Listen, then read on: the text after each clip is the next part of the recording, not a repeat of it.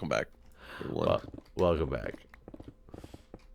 You bought any Girl Scouts in your in the last Have week? I bought any Girl Scouts? No. God No, damn it, that's cookies, not Girl Scout something that cookies. I do. on a Girl regular Scout basis. cookies is an important word. No, I have not bought any Girl Scout cookies. However, I don't know if you saw the comments, some of the people's comments from the video where we talked about this, and somebody was saying that they've seen, they've had like order sheets, the standard old order sheets for a while now, and one of the people in the troop, or her grandmother, it was some family related to that, was hyping up on Facebook that the orders would be live soon. You'd be able to order Girl Scout cookies again, like long before we were talking about how you're not allowed to do that.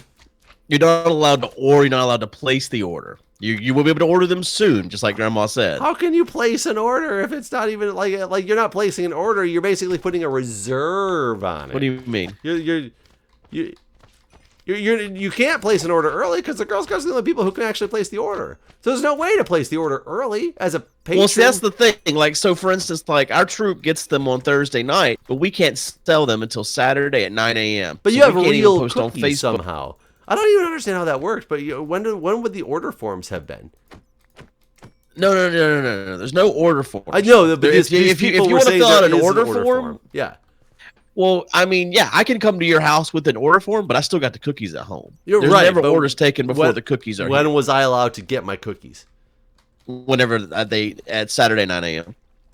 Because you would still have. Whenever them on you could Thursday. place your order, you could get your cookies. You would like hold my cookies at your house and send me pictures of them and be like, "You can't have these."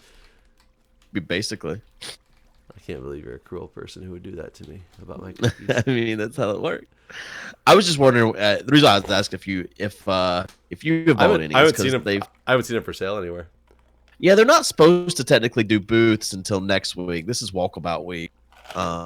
So you're not supposed to technically like set up at like Walmart or anything like that until next week. To what? Walkabout week. The hell does that mean? Walk around with the cookies, show them off, exactly. Get people to like smell them.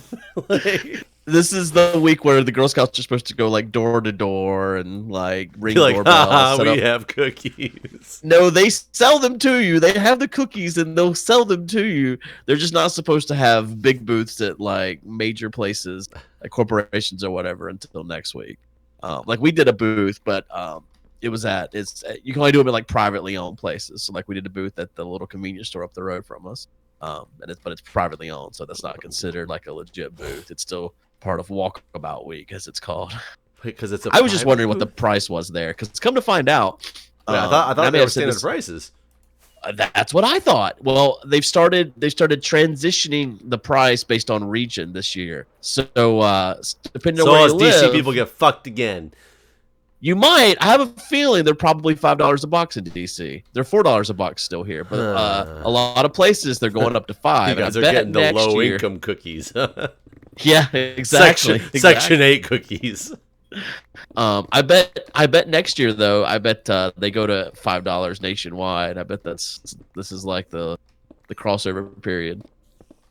Yeah, I didn't know that they could even try to sell them for. I'll keep you posted when the first person I see that's actually selling some, because I've not seen any for sale yet. I've not seen any order forms this year. Back when I worked in the ICU, I feel like I saw a lot of people would bring in their kids' order forms and hang them on our like nurses. Yeah, see, that's the purpose of the order form. Like the parents, they have the cookies. Like they're putting that order form out, but they got the cookies or their troop has the cookies. But someone has the cookies. When you're seeing that order form, it's just a matter of like ease of finding out who wants what sort of thing. So and then they're gonna get them to you. I will tell you, when my mother was the one of the co-leads of the Girl Scout troop in our area, my sister was in Girl Scouts. We always used to be the ones that have to go pick up all the cookies that were ordered from all the girls in the troop, and we'd sort them out at the house, and then they'd go deliver them based on the order forms. And I remember it wasn't until like one year, I think there was a mistake that happened in the order, and we had a couple extra boxes of cookies, and so they sold them somewhere and realized that people wanted to purchase them after the order forms came out. And the next year, this was not like an officially sanctioned thing, but it wasn't like against the rules either. I just don't think there was rules about it at the time. They started ordering extra boxes and setting up booths at the local stores to sell them. But that was not like the normal expectation. That was not how it worked. Yeah, I remember that too. Like I remember when I was a kid, that whenever Girl Scout cookies came around, it was one of those, exactly what you're saying. Like, what cookies do you want? All right, you'll get them in 3 weeks, sort of thing. Like you didn't get, but yeah, at some point it became a pyramid scheme where you have to pre-buy all the cookies and you better figure out how you're getting rid of all MLM schemes now. Oh yeah, actually, yeah, they do. That is, that is actually in the Girl Scouts handbook. MLM? Yeah. Wait, what? Multi-level marketing. Multi-level marketing. It says in the Girl Scout handbook it's a multi-level marketing. Yeah, but they're illegal. Pretty sure I read those words. Maybe I'm remembering it wrong, but it probably says somewhere it talks about how like it probably says this is not an MLM, and if anybody ever has to specify why they're not an MLM, they are. They completely are an MLM. One of my friends does like LuLaRoe. She constantly is selling stuff for LuLaRoe. That's going downhill so fast. Oh like absolutely. She's amazingly making decent money for her, and she's been increasing her sales and stuff ever. The last couple like months have gone up like pretty significantly.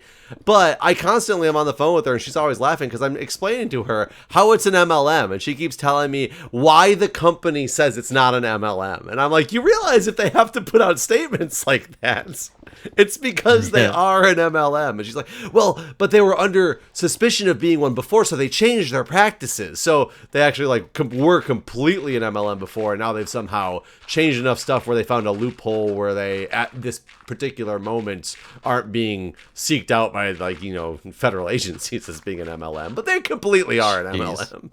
Yeah, there's no question about, LuLaRoe. LuLaRoe, 100% MLM. And I tell her, like, if you're making money at it, good for you. More power to you. Right. But you also realize you're making money for people above you as well. Like, the more work you do, the more money they're getting paid too when they're sitting back and doing nothing. Oh yeah, but they can't collect it unless they still sell a certain number of product. They can't collect their commission. So I'm like, so if they don't collect their commission from you because they don't sell enough, that just goes right back to the people at the very top then, right? So how is this not an MLM?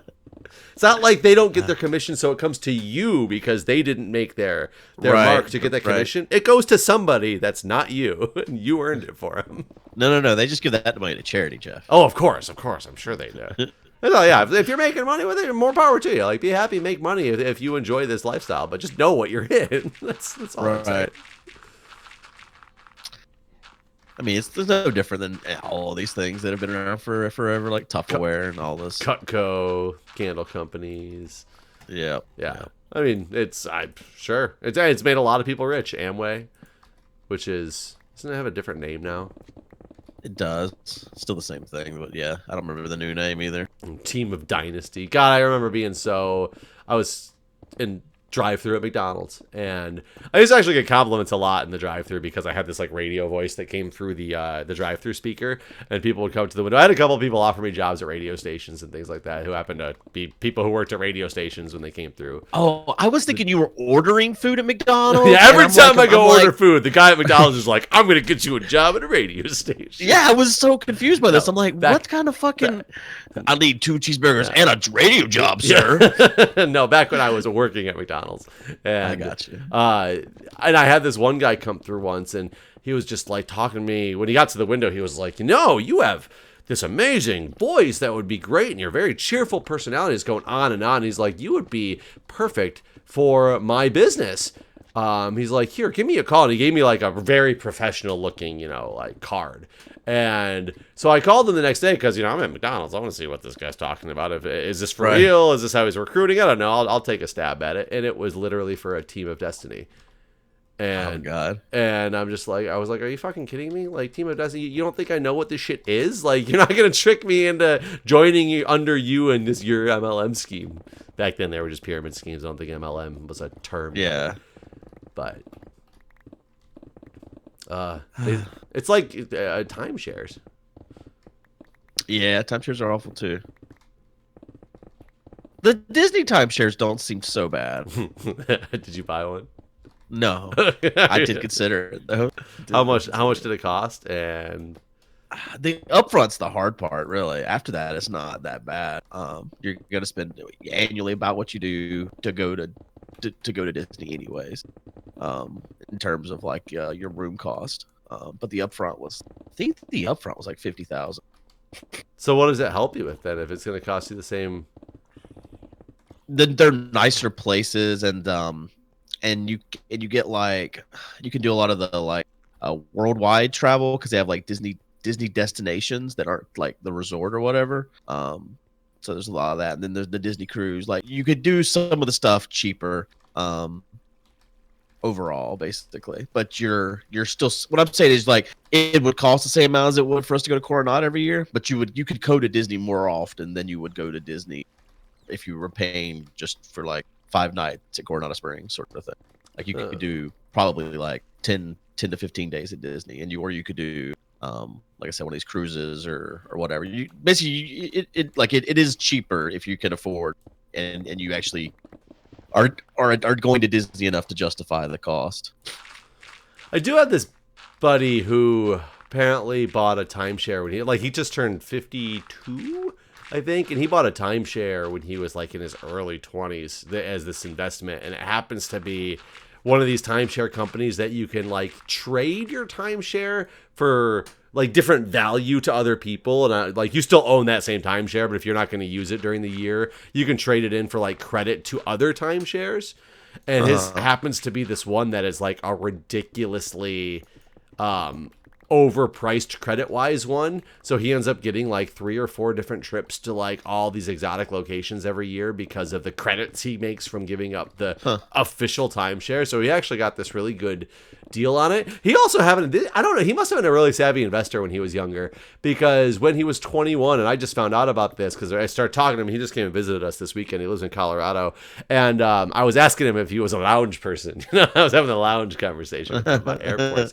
Turns out when he was 21 years old, he bought a lifetime lounge pass to some airline company that throughout the years since then has been bought out and bought out and bought out. And now it's like a KLM. So whoever like is the parent company of KLM, which is like includes United and all this stuff. He basically has a lifetime lounge pass that he bought for $500 when he was 21. Wow. Any, I have read about these, but I've never met anyone that had one. That's amazing. And he said he did it, and he goes, at the time it was $500, especially as a 21-year-old, but back then was a lot of money. He goes, but I looked at it as a possible investment that I was, I plan on traveling a lot when I was younger. And he said at first it was weird because there was these laws that were going through that they tried to eliminate the ability to get free drinks at lounges. It was trying to go through as not a perk anymore, but if you were grandfathered in with like the pass that he still had, which is one of the reasons he said he bought it, is because it was grandfathering them in for a while in the forms of these tickets. Like if you went in and had this particular pass, you got 2 free drink tickets when you walked in the door, but you could go get them unlimited times. So it was their way around like unlimited drinking for free, but it was only if you had this pass because it was some law. And he said it actually did become law for like a year or 2, and then they reverted it back, so it doesn't matter anymore. But he now still has this ridiculous lifetime pass that he bought for like $500. It gets him into like multiple different airline partner lounges because of the buyouts from the company he originally bought it from. That's fantastic. I want that. Yeah, it sounds pretty damn sweet. I mean, hell, I'd pay $500 if I had like a 6-hour layover for some lounges sometimes, like, let alone for a lifetime. Right.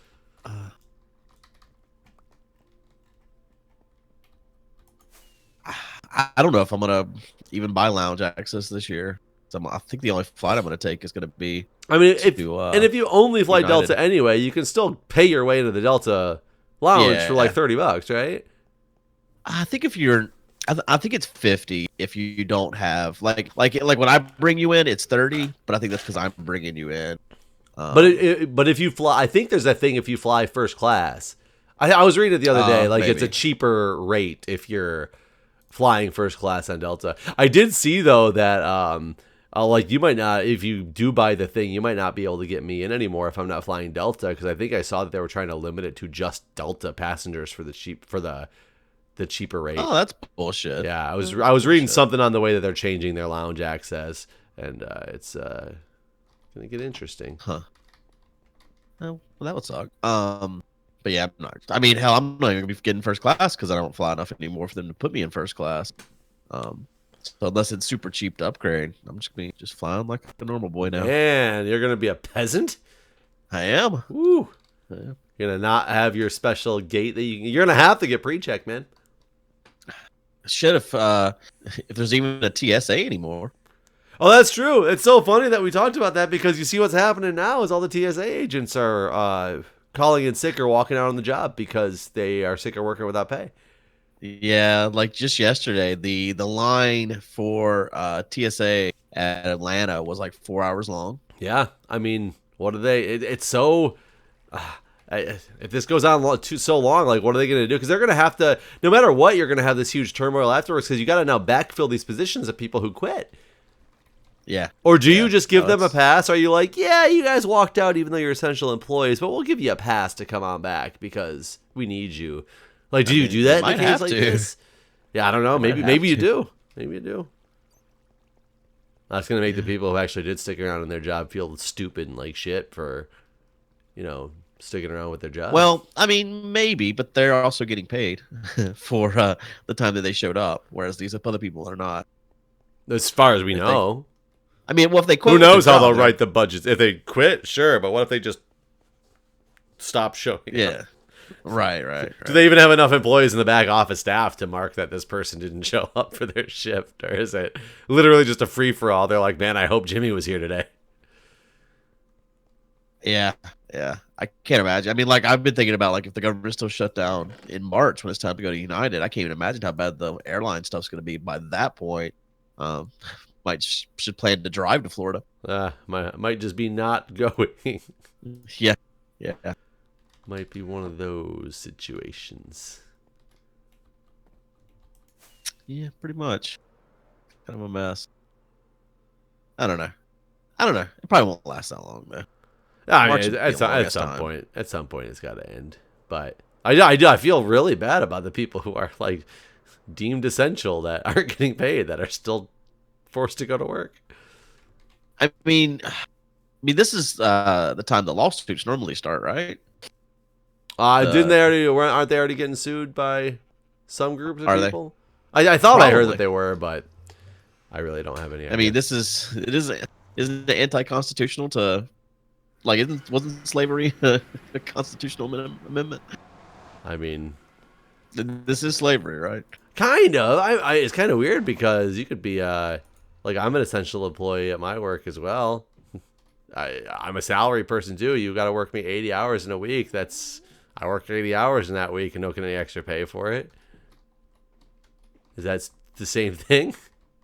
I mean, at least I get some pay, obviously, but Yeah, you're still getting paid. you could think in that's theory different. make me work a ridiculous amount that I How wasn't. much could they make you work? Is there a limit? I don't know. I know as a nurse, like doing patient care nurse, you're limited to 16 hours a day and a max of 60 hours a week, which is weird because it's like a Sunday to Saturday week. It's not a 7-day week. So we've had cases where people have been scheduled to work more than 60 hours in a 7-day period, but it's okay because it's not Sunday to Saturday. Right. Like which when is the week starts. right, which is weird in itself. But as a manager and a leader, which is what my role is now, no, I don't think that there's a. Huh. Yeah, I'm not actually sure. I mean, granted, I'm hoping I never have to get put in that situation. I've had to work some busy weeks before. I know when we had the malware attack, I probably put in like 80 hours that week, even though we were back up and running in just a couple of days. There was a lot of turmoil that you had to like come back from. But it was, at least 80 hours that week and didn't think too much of it because it doesn't happen often. But if it's Right. stretched on for like a month, I might be like, something needs to give here. Yeah. I mean, I like the TSA agents are pretty much the number one that I keep thinking about. That like they didn't get paid enough already to really have a savings to deal with this sort of thing. So like they're the ones that really got to find another job pretty soon here. Like this point, I don't know who is still showing up TSA wise. What do you just being like? What do you fine. need to be a TSA agent? Is there? Do you know the qualifications for it? I don't. I'm curious if it's even is it even a degree requiring field? Let's see what Google has to say on the subject. Apparently, it's not a pay requiring field. So Yeah, you don't need money to be a TSA you don't need agent. money. You just got to be a body. Oh, I'm gonna see how well this gold farm works now. Considering we're on a different. Let's see. In order to apply for TSA agent, you must hold a few basic requirements. TSA agents must have at least a high school diploma or GED. In addition, in order to apply, you must have at least 1 year of experience as a security officer or X-ray technician. That's all the requirements. Really? Yeah. I didn't know you needed a year of experience. As now, and it makes me curious. Security officer or X-ray technician, are they meaning? I know what they're doing is because TSA screening, you're looking at X-rays of like bags of. Do they really accept a medical X-ray technician as the equivalency of a security? I guess so. That's the weirdest things to combine together and say you need either a year of a security officer or a year as an X-ray tech. And I wonder if they if your job is different. Like if you're the guy that came in from you worked at the dentist or whatever. Are you the one behind the monitor versus the guy? Right. It's just you either need a year as a doctor or a year as a server. We will take either one. Yeah, it's a little weird. I'll agree. A year as a bingo caller or a year as a rocket scientist. You're not here, right? I'm in the nether. It is very nice that you can just leap and immediately start flying now. Yeah, it's kind of it's a whole different world, man. Oh no. I will say that there's not nearly as many. Nobody else is on, are they? No. There's not nearly as many. Do you think there was a server update? Because there's not as many pigmen in here at all. It's still pretty fast, but it's not the ridiculousness that it has been in the past. I wonder why. Because no, it's the same version of Minecraft and everything.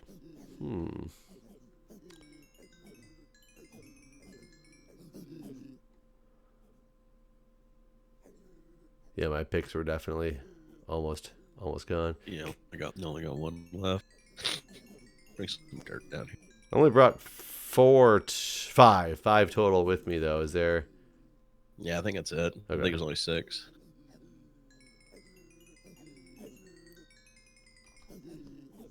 That one's done. In the past, whenever they ended the shutdowns, like the employees, they didn't get suddenly extra pay or anything, right? They just got the pay they were owed, right? Yeah, I'm pretty sure that they just got the pay they were owed. I would hope they wouldn't get just extra pay. I didn't know if they got something to, because if you don't pay your mortgage, there's fines and shit. It's likely that these people are racking up additional expenses that they wouldn't have had they been getting a paycheck. Well, right. I was just actually talking to Julie about this because they're trying to pass the bill right now that allows that says that they are going to get their back pay when the shutdown ends. And a couple reasons that they're doing this is, for one, especially for your essential employees, they need to know that they have a reason to still be going into work, that they will eventually get this pay that they have worked for. For the people who aren't working, part of it is to prove to credit. They'll have a bargaining chip with their creditors of, look, I'm furloughed. However, the bill has passed. I will be getting my money.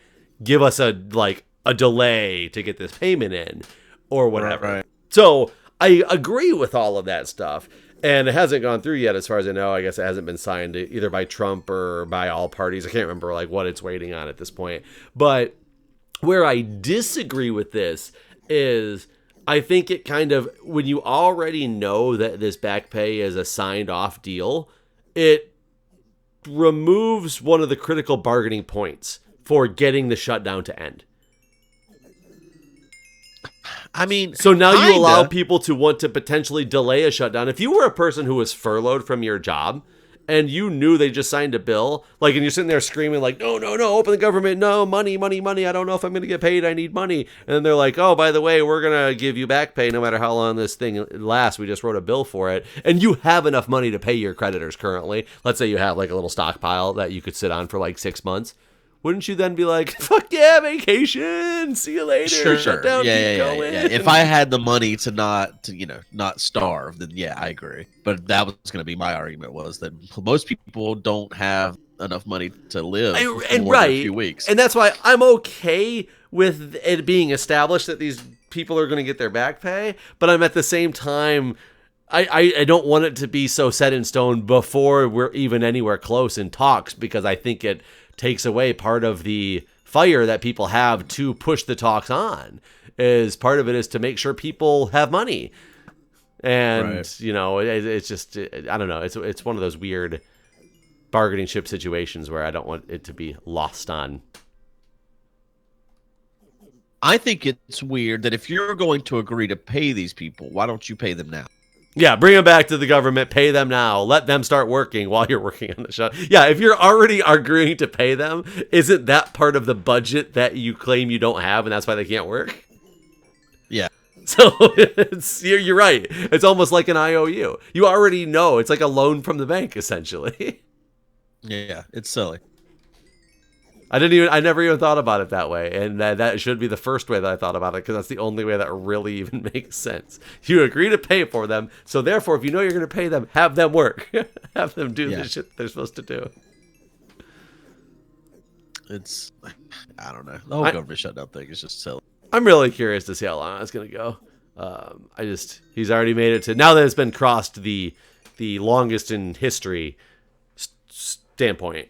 I'm curious to see if there's going to be a reason to try to stop it. I mean, if we're holding out for this wall, it may never end unless we get him out of office. God, what do you do? Like 6 years from now, do we just start new government agencies to take over the ones that don't have a budget? And do those people get paid forever if this bill gets signed? I mean, one of the spokespeople did say that they don't want that. There's some agencies they don't want to still exist anyways, so maybe they just won't come back, and they're hoping for it basically. So I guess there are people out there that they'd be fine if they just didn't come back. Can you imagine though if they just signed a bill that said once they come up with a budget that you will get paid, but they never come up with a budget for your agency? Well, that's the thing. They completely like, disband it. Right. Then you just hold out. Can't go on. Then you hold out and hope that in like 20 years they randomly open up a new agency that they call the same thing and got confused. So all of a sudden it entitles you to 20 years of back pay. That'd be funny. That'd be like a retirement nest egg right there. Like really, they don't need Trump to even reopen the government anyways. They can override him. It's just a matter of when the Republicans are willing to do that. Right. Or when the Democrats are willing to give into the border wall. Well, if they give the border wall, then you don't have to override Trump. Right. Yeah. There's ways it could end on, but both sides can hold it basically hostage on either way. Yeah. I don't know. Like, I feel like, 50 years ago, 60 years ago, people are more apt to protest about things. It doesn't feel like there's a lot of protesting happening anymore. I think people in DC are protested out. Yeah. There's been a lot of protests since I've been here, and there's been less and less. It's kind of funny. There's been less and less protests the more fucked up things have gotten. Huh. That's interesting. At least less that I've heard about. Maybe there is like a bunch of them actually going on that I just don't know about, but I think it's because people are just so protested out. I mean, I can see that. So many marches, so many things to protest, so many stupid things happening that people are like, fuck it. Yeah. I don't even give a fuck anymore. Whatever. Yeah. Be like, the government is either here or is not. Doesn't really matter. I mean, I don't know. I guess if something comes about from the whole Russian investigation, like that'll change everything, right? Whew, I almost just missed that slime platform like I've you did that one definitely time. done that. I caught the edge of it. Oh man. What if it? So let's say everything that Trump's been accused of is true. Um, I mean, if it's not, it's kind of weird that everyone that was surrounded him was colluding with the Russians. So it's kind of weird. He's the one guy who's like, wait a minute. All my friends were doing this terrible thing, and I was the only innocent one. Yeah, I mean that would be so.